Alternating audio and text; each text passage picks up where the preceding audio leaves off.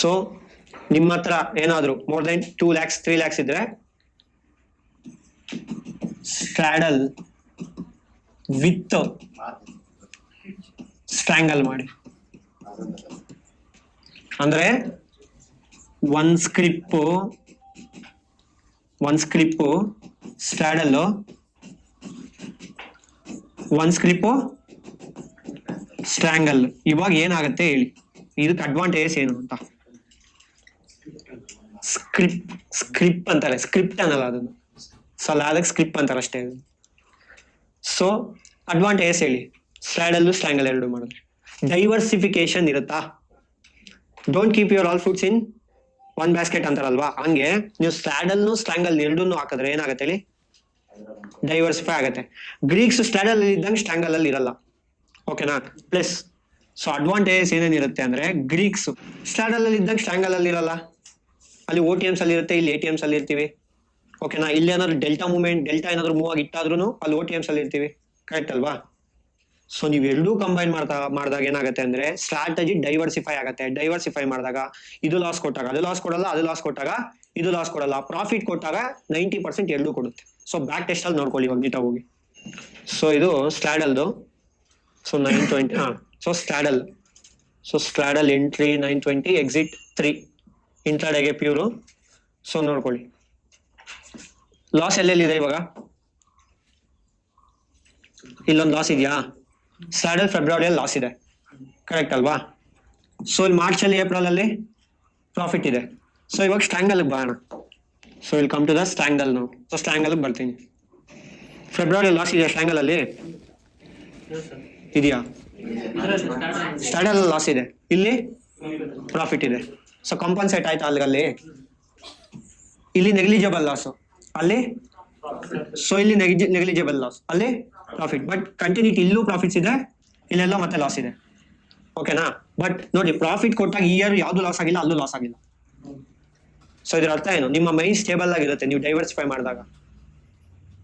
ಯಾಕಂದ್ರೆ ಅದು ಲಾಸ್ ಕೊಟ್ಟಾಗ ಇದು ಲಾಸ್ ಕೊಡಲ್ಲ, ಇಲ್ಲಿ ಲಾಸ್ ಕೊಟ್ಟಾಗ ಅದು ಲಾಸ್ ಕೊಡಲ್ಲ. ದುಡ್ಡು ಚೆನ್ನಾಗಿ ಕೊಡ್ತಾ ಇರುತ್ತೆ ಅಂತ ಎಲ್ಲ ಎತ್ಕೊಂಡೋಗಿ ಸ್ಟ್ರಾಡಲ್ ಅಲ್ಲಿ ಹಾಕೋದು, ಸ್ಟೆಬಿಲಿಟಿ ಇರುತ್ತೆ ಅಂತ ಎಲ್ಲ ಎತ್ಕೊಂಡೋಗಿ ಸ್ಟ್ರಾಂಗಲ್ ಅಲ್ಲಿ ಹಾಕೋದು. ಡೈವರ್ಸಿಫೈ ಮಾಡಿ. ಸೊ ನಾನ್ ಸೆಲ್ಲಿಂಗ್ ಕ್ಯಾಪಿಟಲ್ ರೆಕಮೆಂಡ್ ಮಾಡೋ 2 lakhs.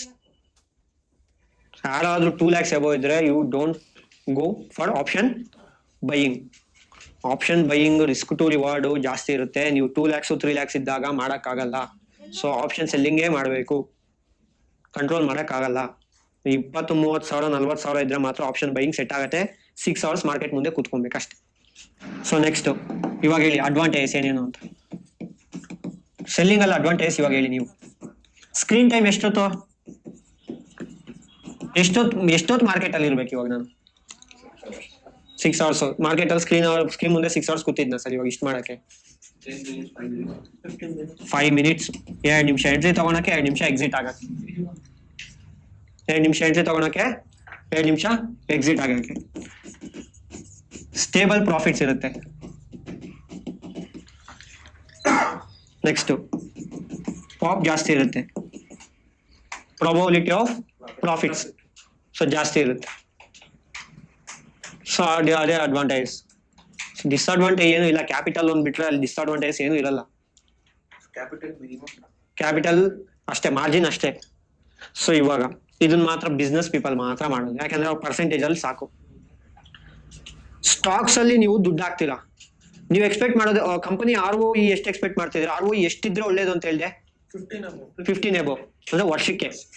ನೀವು ಸ್ಟಾಕ್ಸ್ ಅಲ್ಲಿ ಆಗ್ಬಿಟ್ಟು 100 ರೂಪಾಯಿ ಕೊಟ್ಟಿರ್ತೀರಾ ರಿಲಯನ್ಸ್ ಇಂಡಸ್ಟ್ರಿಗೆ, ಇಲ್ಲ ಅಂದ್ರೆ ಒಳ್ಳೆ ಬ್ಲೂ ಚಿಪ್ ಕಂಪ್ನಿ ಸ್ಟಾಕ್ಸ್ಗೆ 15-20% ಎಕ್ಸ್ಪೆಕ್ಟ್ ಮಾಡ್ತಾ ಇದೀರಾ, ಕರೆಕ್ಟ್ ಅಲ್ವಾ. ಮತ್ತೆ 1 ಲಕ್ಷ ಒಂದು 20-30 ಸಾವಿರ ಹಾಕ್ಬಿಟ್ಟು ಆ ಕಂಪನಿಗಳು ಬೀಟ್ ಮಾಡೋಷ್ಟು ROE ನಿಮ್ ಕೈಲಿ ತೆಗಿಯಕ್ಕಾಗತ್ತಾ? ಕಂಪನಿಗಳು ಬೀಟ್ ಮಾಡ್ತೀರಾ ROE ಅಲ್ಲಿ? ಸೊ ಕ್ಲಿಯರ್ ಅಲ್ವಾ. ಸೇಮ್ ಉಲ್ಟಾ, ಟ್ರೆಂಡ್ ಡೌನ್ ಇದ್ದಾಗ ಮಾರ್ಕೆಟ್ ಡೌನ್ ಬಂದಿರುತ್ತೆ, ಸಿ ಪ್ರೀಮಿಯಮ್ಸ್ ಏನಾಗುತ್ತೆ, 0 ಆಗುತ್ತೆ. ಸೊ ಡಿಸ್ಅಡ್ವಾಂಟೇಜ್ ಗೊತ್ತಲ್ವಾ, ಮಾರ್ಕೆಟ್ ಏನಾಗಬಾರ್ದು. ಡಿಸ್ಅಡ್ವಾಂಟೇಜಸ್. So market